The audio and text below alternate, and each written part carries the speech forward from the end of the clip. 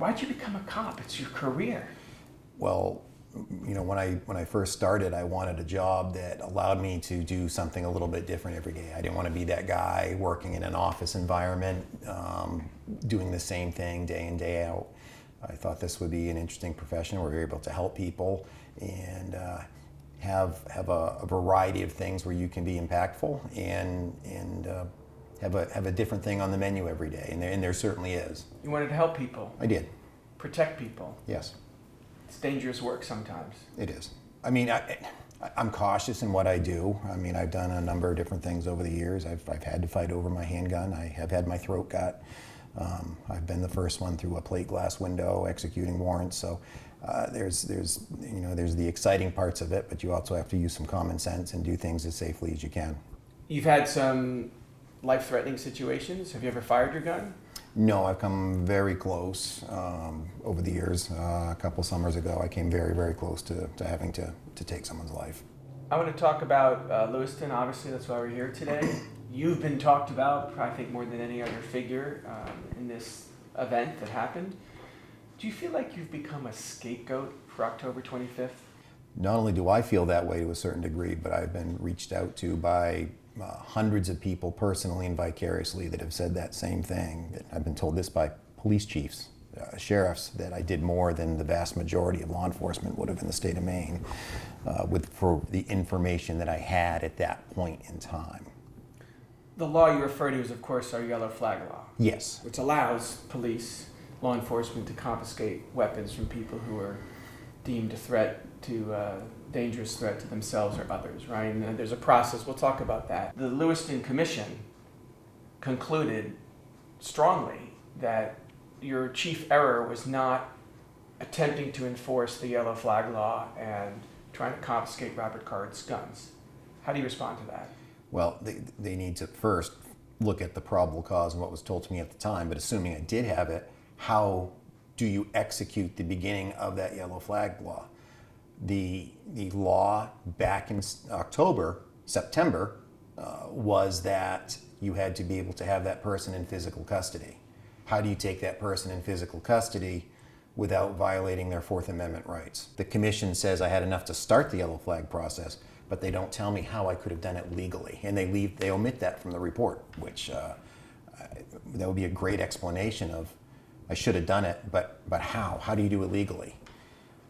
Fast forward to this year, there has been a tweak to the law which allows someone like you in that same situation to get a warrant to take someone in protective custody.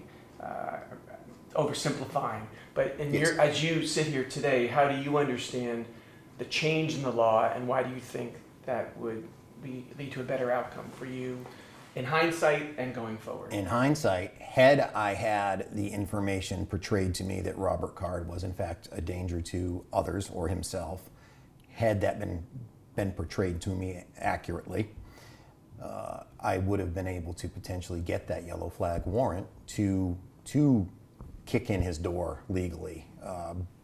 But who knows where that would have gone. Or wait till he's gone off to work and then gone into his house and removed any firearms, taking him into custody after that fact. That's a tool in the toolbox that is available today that was not available last year. It didn't exist, and the commission's failure to recognize that is just shocking. You know, people have blamed the whole Saginaw Sheriff's Department, but more than Sheriff Joel Murray, more than your counterpart Chad Carlton, who was in the first contact with Card, more than your direct report, more than Quinn, more than Chief Deputy Stroud, more than anyone, your name is all over this report. Is that fair? No, it's not. I had spoken with other cops that were involved, Captain Reamer, Corporal Moat of the Ellsworth Police Department, who's also Sergeant Moat of the Army Reserve. I spoke to my lieutenant and explained things to him after a while of what I had learned. I made several phone calls with Lieutenant Quinn and asked for additional coverage to come out from home, a key item that the commission omits from their report. Yeah, it wasn't just me. I mean, I had people that I report to, and they're like, okay, that makes sense. For the information that I was being told at that time, made sense for my actions. What was the worst thing you were being told about Robert Card as of mid-September of last year? Well, that he had threatened to shoot up the Army Reserve, but that type of behavior, him shooting his mouth off, so to speak, was not that uncommon. He acts up, he says and does a lot of stupid things, but he'll burrow in for a couple of days, and then he'll come out for a few days or a week, and he'll be fine. But didn't some of his Army buddies, like Sean Hodgson and one of his supervisors, Moat, they took it seriously? They told you, we think he's going to shoot up an armory, go get him. No. Hodgson never spoke to me. Moat eventually spoke to me, but it took me having to reach out to him for him to talk to me. I went to Card's house. He wasn't there. There's nothing I can do about that.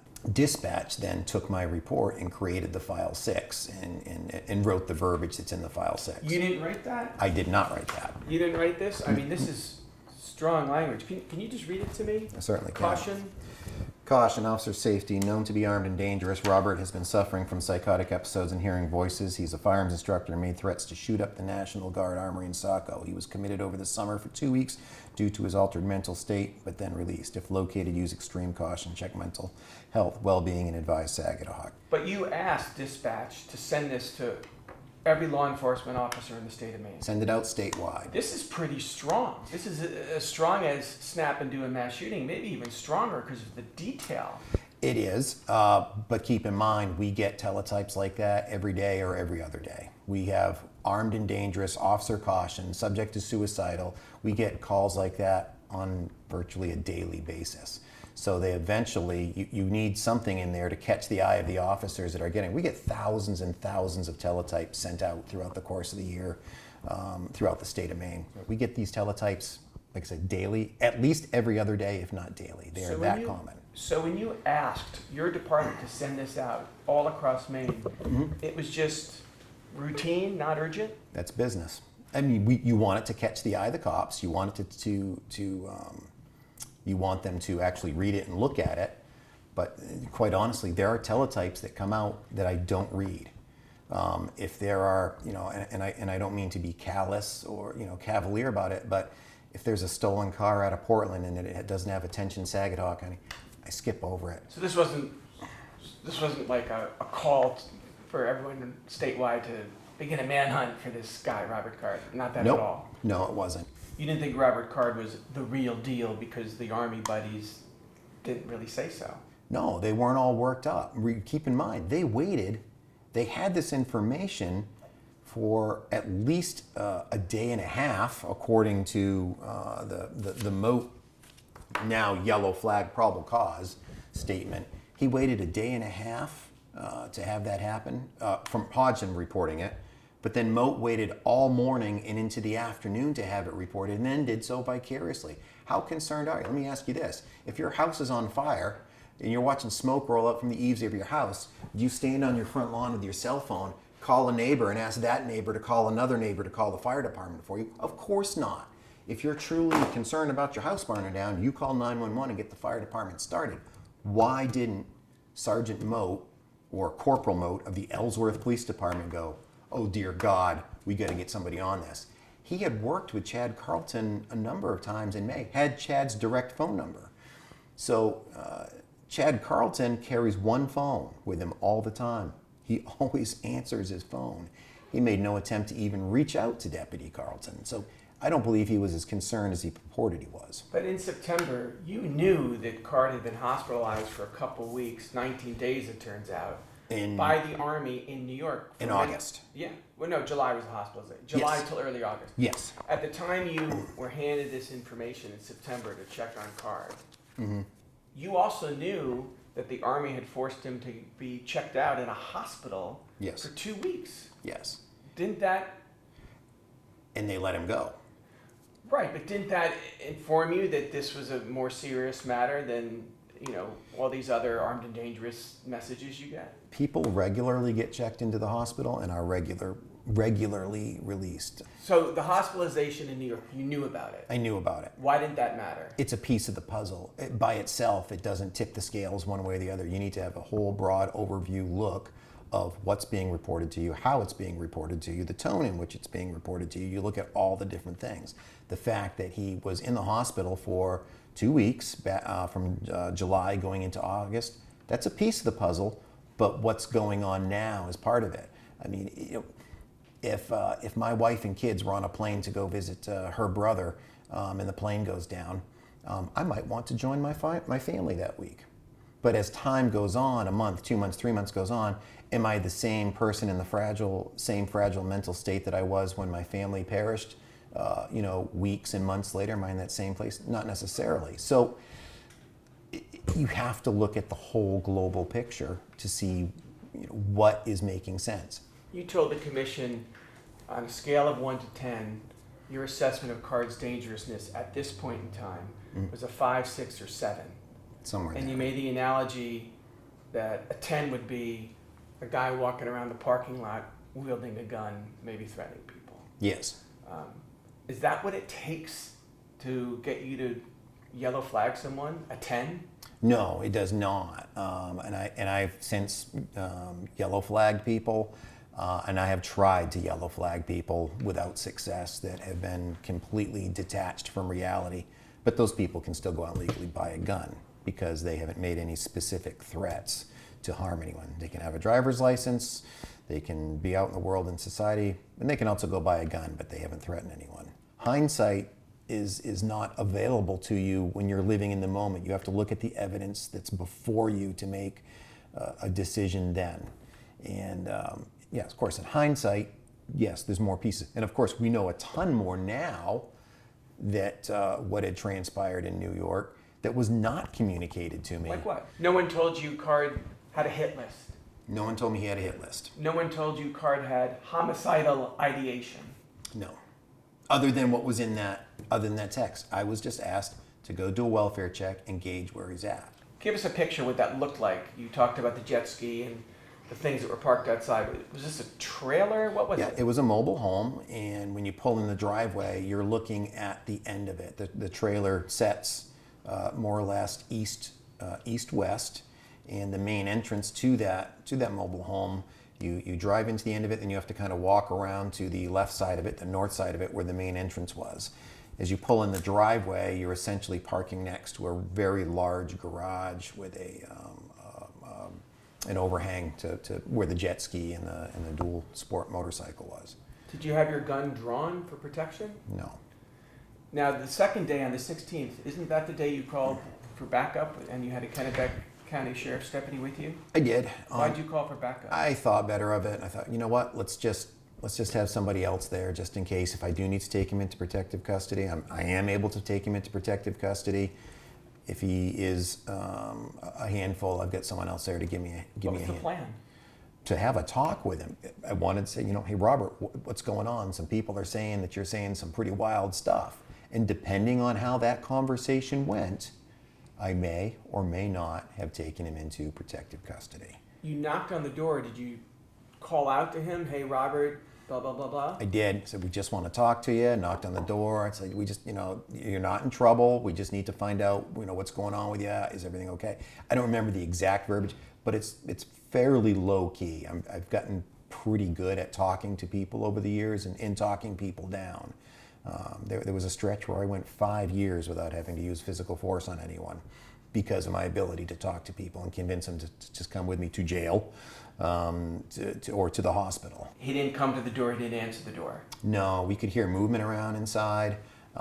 Again, I'm going to presume he was in there. His car was there that wasn't there the night before.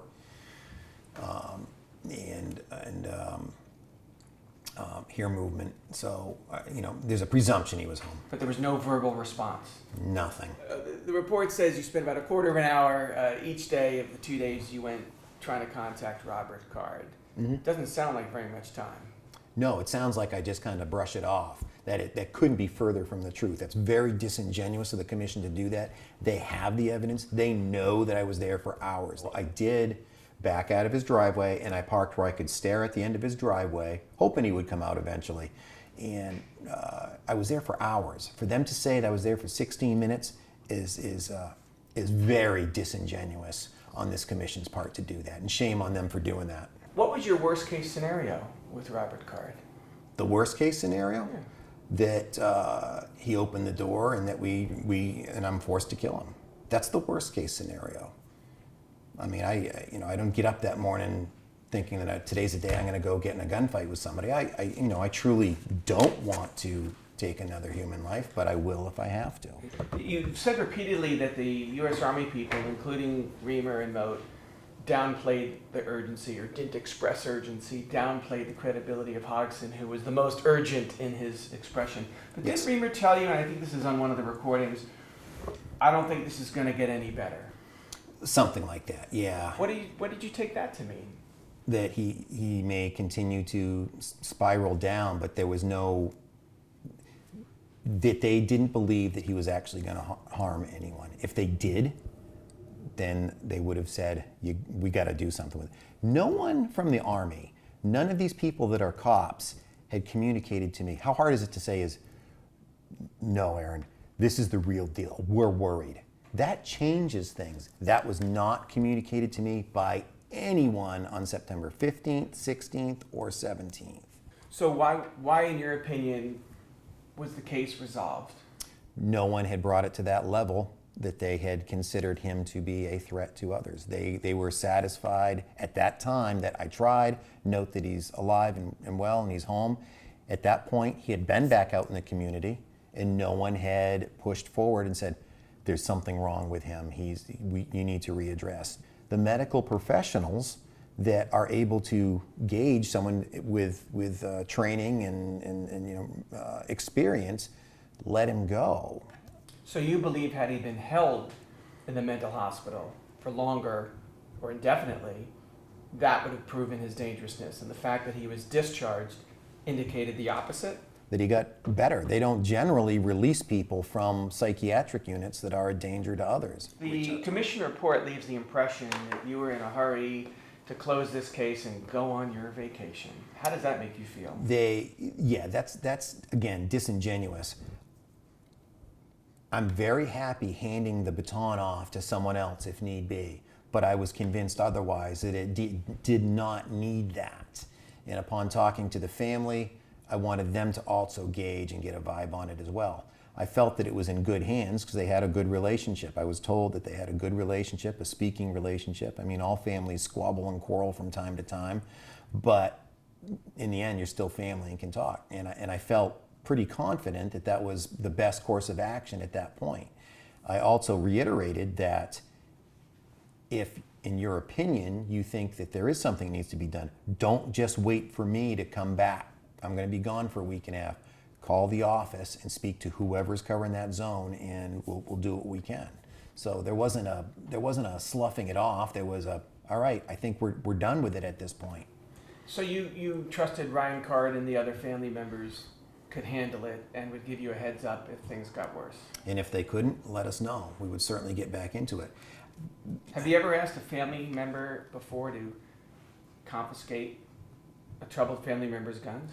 We've asked people, yeah, that's fairly common in our line of work. It's done in the bail process. It's done in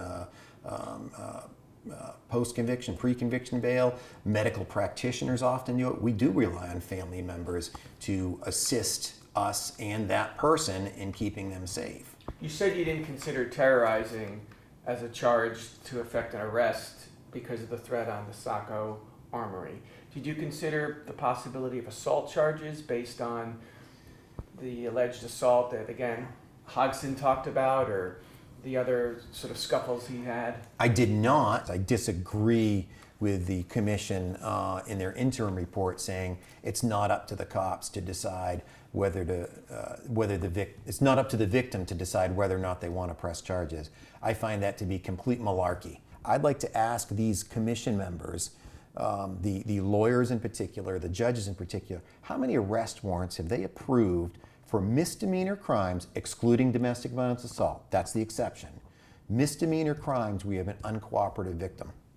Say, no, I don't want to press charges. I bet the answer is zero or close to it, unless it's being used as a tool for something else. Mm-hmm. You've got to have people willing to press charges. Sergeant Skolfield, did you screw up? Not for what I had at that point in time. No, I reacted reasonably for what a reasonable police officer would have done for the police standards at that point in time on September 15th and 16th with the information that was told to me. Had I known more information, had things been told to me differently and I acted that same way, yes, then I would have screwed up. Did you consider, in your efforts to have a face-to-face with Robert Card, did you consider going to Maine Recycling or the other place he worked, the trucking company? I did not. Did you try to find out where he worked? I did not. Again, I reacted based on what Moat and Reamer told me. Cops. I was told that the complaint was not entirely credible and reacted that way. If they had thought that there was more to it, I certainly would have done more with it. I could have followed up with it. I could have done any number of things. I could have sat outside his house. I could have, there are other things that could have been done, but you need to communicate that to me. Why are you running for sheriff? Is this a race for redemption? No, I had decided to run for sheriff, well over a year ago now. I kind of kicked it around for a while. I've done the vast majority of my career here in Saginaw County. I know the county very well. I've risen up through the ranks, everything from deputy to corporal. I've been a detective, and now I'm the senior sergeant. I know what the agency needs, and I know what it doesn't need. There are things that do need to be fixed. I mean, do you think Joe Murray should just pass the torch? I do. I think he believes that he thinks he's the only one capable of doing the job, and that's not true. There are other people out there that certainly can do the job, and like I said, I've worked my entire career here. I've made multiple arrests over the years. He's never arrested anyone. He hasn't arrested anyone in the last 20 years. So there's a detachment from being in the leadership role to the boots on the grounds. We're a small agency. We kind of need boots on the ground at all times. And it can be the top leader that would potentially be out on the ground with them. And when you haven't made an arrest. Have you thought of possibly apologizing to the victims' families and the survivors? I